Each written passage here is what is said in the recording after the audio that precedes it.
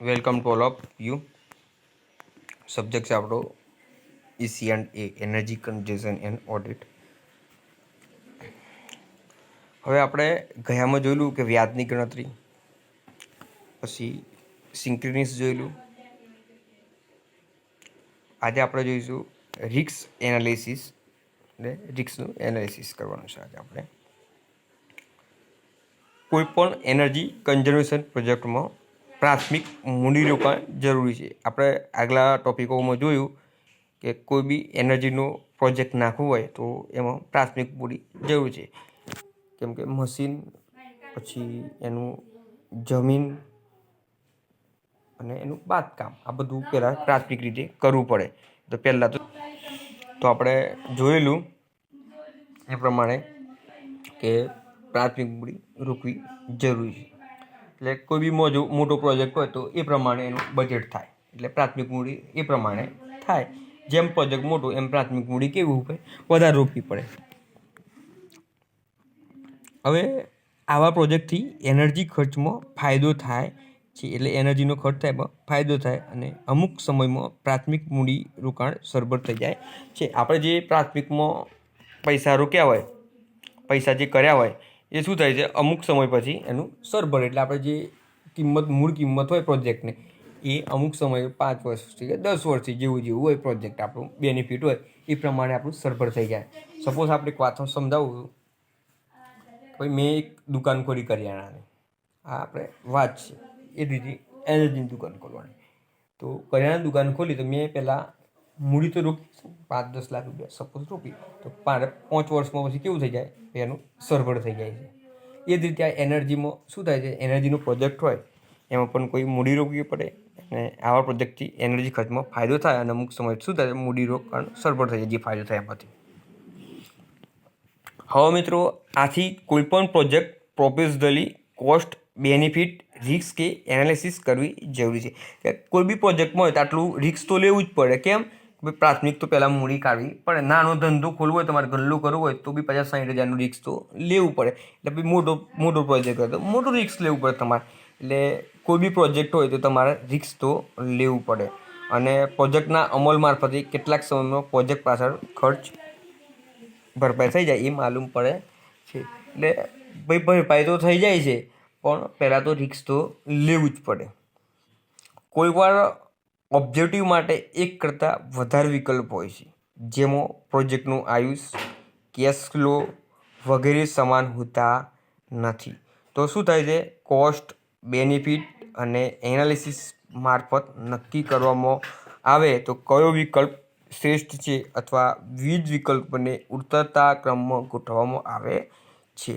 આ થયું risk analysis. એટલે કશું નથી, પ્રાથમિક મૂડી રોકવાની. પ્રાથમિક મૂડી અમુક સમયમાં કેવું થાય, બેનિફિટ થઈ જાય છે, પણ જો ના થાય તો એના માટે આ મોટું રિસ્ક કહેવાય. એ જ છે આ ટોપિકમાં. એટલો બધો કોઈ હાર્ડ ટોપિક નથી. હવે બીજો એક ટોપિક છે, નાનો એક ટોપિક છે, આર્થિક વિશ્લેષણની રીત. જીટીયુમાં વારંવાર પૂછાતો છે. જીટીયુમાં વારંવાર પૂછાતો પ્રશ્ન છે કે આર્થિક વિશ્લેષણની રીત. તો આર્થિક વિશ્લેષણ માટે નીચે દર્શાવેલ જે છે એનો ઉપયોગમાં લેવામાં આવે છે. તો પહેલું પે, એટલે બેંક પિરિયડ, જે બેંકનું પિરિયડ છે એ પે. પછી મૂડીરોકાણની વાપસી, પછી નેટ વર્તમાન કિંમત અને રિટર્નનો આર્થિક દર. શું છે કે જે આપણે આર્થિક વિશ્લેષણની રીત છે એ 4 રીતો છે. આપણે ભણવાનું છે 2 જ રીત, પણ આપણે 4 રીત લેવાની છે. પહેલું તો બેંક પિરિયડ પે, બેંકનું જે પિરિયડ છે, ટાઈમ છે એ. પછી મૂડીરોકાણ કેટલા સમયમાં વાપસી આવી છે એ જોવાનું છે. પછી નેટ વર્તમાન કિંમત, કેટલી વર્તમાનની કિંમત છે પ્રોજેક્ટની એ. અને રિટર્નનો આંતરિક દર, કે ભાઈ કેટલા દરે આંતરિક દરે આવે છે એ જોવાનું છે.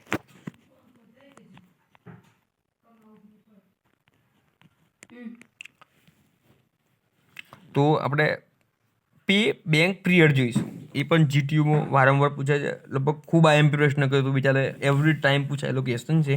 ખૂબ આઈએમપી છે. સારી રીતે 5 વાર લખી અને તૈયાર કરી લેજો.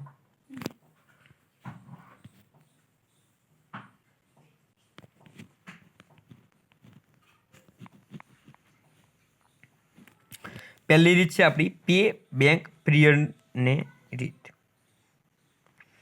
તો પે બેંક પીરિયડને પે આઉટ અથવા પે ઓફ પીરિયડ તરીકે પણ ઓળખવામાં આવે છે.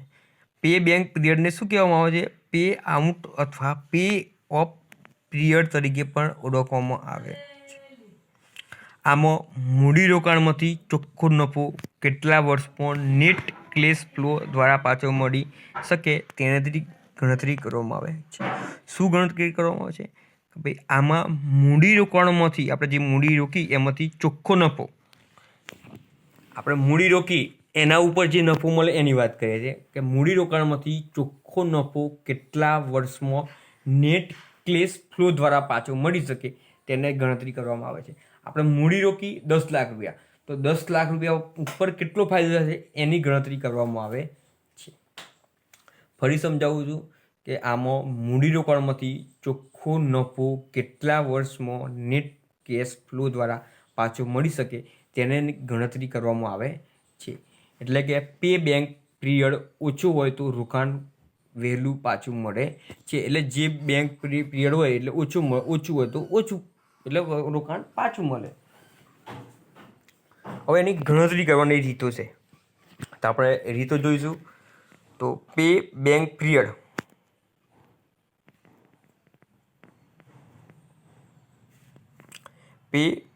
પીરિયડ બરાબર આપણે શરૂઆતની જે મૂડીરોકાણ કરેલી પ્રાથમિક મૂડી કહીએ તો પણ ચાલે. તો શરૂઆતની મૂડીરોકાણ ભાગ્યા વાર્ષિક ફાયદો ઓછા વાર્ષિક ખર્ચ. ફરી કહું છું, સૂત્ર છે પે બેંક પીરિયડ. જુઓ,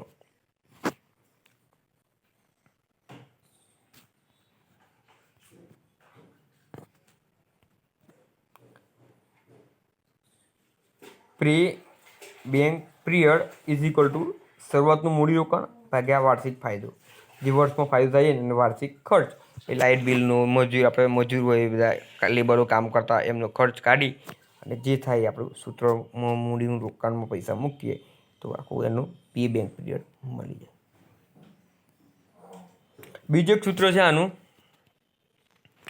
નેટ મૂડીરોકાણ, એટલે જે આપણે મૂડીરોકાણ કર્યું એને જ છે, ભાગ્યા ચોખ્ખો વાર્ષિક નાણાંનો પ્રવાહ અથવા નેટ વાર્ષિક બચત. ભાઈ એક વર્ષમાં કેટલી બચત થઈ છે તે. આ સૂત્ર સહેલું છે. નેટ મૂડીરોકાણ એટલે આપણે પહેલાં મૂડીનું રોકાણ કરીએ ભાગ્યા આખા વર્ષમાં મળતો નફો ચોખ્ખો પર બધું કાઢે. આ થયું પે બેક પીરિયડ, પહેલો પીરિયડ. આપણે જોયું કે ભાઈ આર્થિક વિશ્લેષણની 4 રીતો છે જુદી જુદી. પે બેંક પીરિયડ, મૂડીરોકાણની વાપસી, નેટ વર્તમાન કિંમત, રિટર્નનો આર્થિક દર. આપણે એમાં પહેલી રીત જોઈ pay back period. Pay back પીરિયડમાં શું થાય છે? મૂડીરોકાણમાંથી ચોખ્ખો નફો કેટલા વર્ષમાં નેટ કેશ ફ્લો દ્વારા પાછો મેળવીએ છીએ એનાથી ગણતરી કરવામાં આવે છે. તેનું સૂત્ર જોયું pay back period is equal to શરૂઆતનું રોકાણ ભાગ્યા વાર્ષિક ફાયદો ઓછા વાર્ષિક ખર્ચ. એનું બીજું એક સૂત્ર છે કે pay back period is equal two net મૂડીરોકાણ ભાગ્યા ચોખ્ખો વાર્ષિક નાણાંનો પ્રવાહ અથવા નેટ વાર્ષિક બચત. એના બે સૂત્રો છે. આ બે સૂત્રો છે, એના પરથી આપણે એક્ઝામ્પલ પર ગણવાના છે.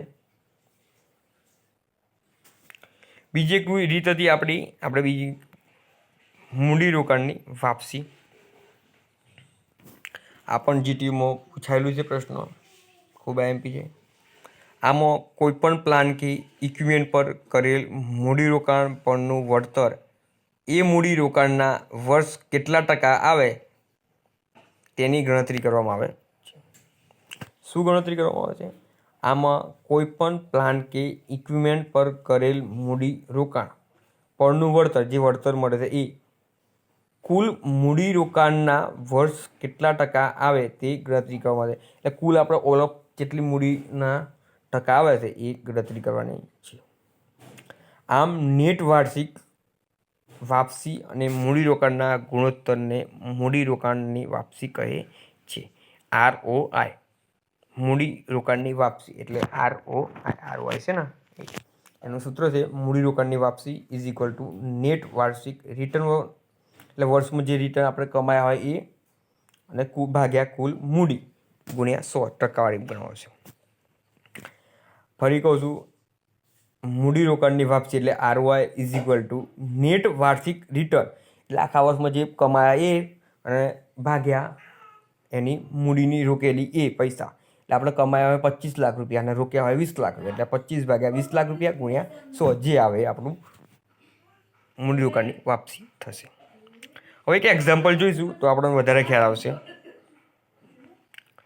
તો કેસ સ્ટડી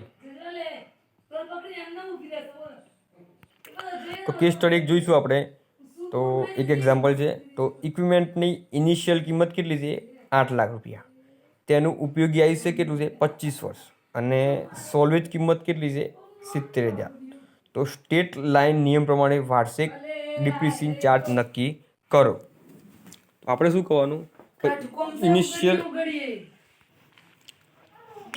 ઇનિશિયલ કોસ્ટ કેટલી છે? P બરાબર 8 લાખ. પછી સોલ્વેજ કિંમત S બરાબર 70,000 અને ઉપયોગી આયુષ્ય N બરાબર કેટલું છે? 25 વર્ષ. તો આપણે વાર્ષિક ડિપ્રેશન ચાર્જ સાબિત કરવું હોય તો P માઇનસ S ભાગ્યા N, આપણે ઉપર સૂત્ર જોયેલું કાલે. તો કેટલું થાય? 8 લાખ ઓછા 70,000 ભાગ્યા 25. તો કેટલું થયું? 29,200 વાર્ષિક ડિપ્રેશન ચાર્જ મળે. કેટલું મળે? 29,200 આપણને વાર્ષિક મળી જાય. એકદમ સિમ્પલ દાખલો છે. કે વાર્ષિક ડિપ્રેશન ચાર્જનું સૂત્ર તમને કાલે મેં સમજાયેલું. શું છે? P minus S. આ સૂત્ર છે P માઇનસ S ભાગ્યા N. આપણને P ની કિંમત કેટલી આપી છે? 8 લાખ. અને S સોલ્વેજ કિંમત કેટલી આપી છે? 70,000 આપી છે ને આપણે. તો 70,000 ભાગ્યા વર્ષ કેટલા છે? 25 વર્ષ આયુષ નક્કી કર્યું છે. તો આપણે એના ઇક્વિવલન્ટ પ્રમાણે કિંમત મૂકી દઉં અને સોલ્વ કરી દો. 29,200 આવ્યું. આ થયો આપણો એક્ઝામ્પલ. એકદમ સિમ્પલ છે. બીજા એક્ઝામ્પલ આપણે સ્ટેપ બાય સ્ટેપ ચલાવીશું. આજે આપણે ઇમ્પોર્ટન્ટ ટોપિક ભણ્યા બધા GTU માટે. ખૂબ IMP છે. પહેલું હતું આપણું રિસ્ક એનાલિસિસ, એટલે ભાઈ આપણે પ્રાથમિક મૂડી આટલી બધી રોકીએ તો ભાઈ એનું રિસ્ક હોય છે, એનું ભાઈ કઈ રીતે વળતર કરવું એનું એનાલિસિસ કર્યું. પછી બીજું આર્થિક વિશ્લેષણની રીત જોઈ. એમાં પે બેંક પીરિયડ, મૂડીરોકાણની વાપસી, નેટ વર્તમાન કિંમત, રિટર્નનો આર્થિક દર, આપણે 4 રીતો છે. એમાં 2 રીતો ભણવાની છે. પે બેંક પીરિયડ જોયો અને મૂડીરોકાણની વાપસી જોઈ. તો પહેલું આપણે પે બેંક પીરિયડનું જોયું તો નેટ મૂડીરોકાણ ભાગ્યા ચોખ્ખો વાર્ષિક પ્રવાહ અથવા બચત. આખું જે આપણે મૂડીરોકાણ કરીએ અને એનો નફો કર્યો ભાગાકારમાં. પછી આપણે મૂડીરોકાણની વાપસી જોઈ કે વાપસ કેટલા વર્ષમાં કરવાનું, શું કરવાનું. તો નેટ વાર્ષિક રિટર્ન ભાગ્યા મૂડીરોકાણ. પછી એક આપણે એક્ઝામ્પલ જોયું. Thank you.